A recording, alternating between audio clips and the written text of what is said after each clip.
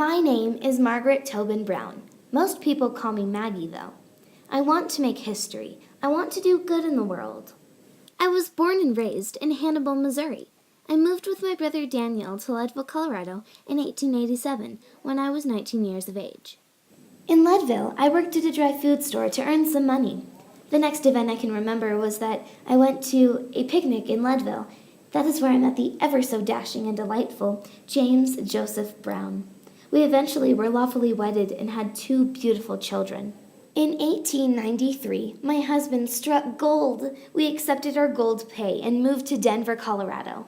There, I was involved with the construction of a playground and summer school to provide for the less fortunate children. I love to help people that are in need of others' assistance.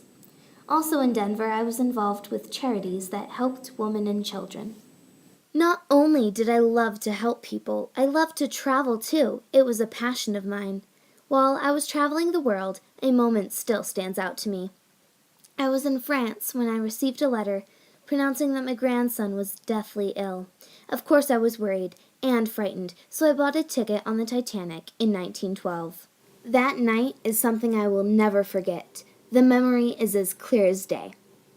I was reading a novel in my cabin. Then, out of the blue, I was jolted from my originally comfortable position.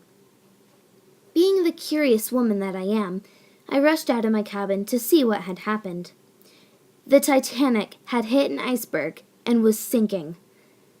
When I got out to the main deck, I had never seen so many people in my life. All the passengers were scrambling to get onto the very few lifeboats. I was helping others into boats to save their lives, not worrying about myself.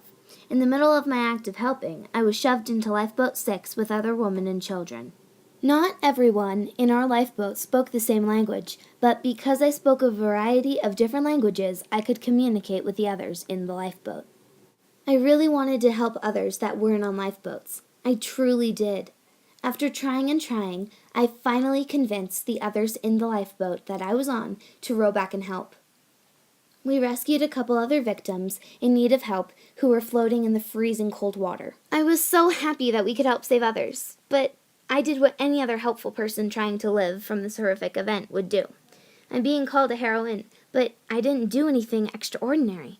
I helped people. I wanted others to survive with me.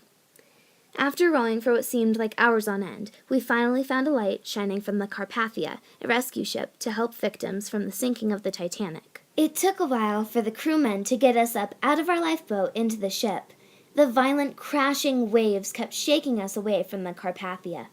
Once we were on the Carpathia, I could not accept rest, comfort, or relief. I craved for rest, but there were other survivors that needed more help than me. I will never forget that night. It was horrific. Everyone was trying to save themselves from the unforgiving waters. After my experience in the Titanic, I decided that since I saw so many people suffering, I would spend the rest of my life donating to the less fortunate.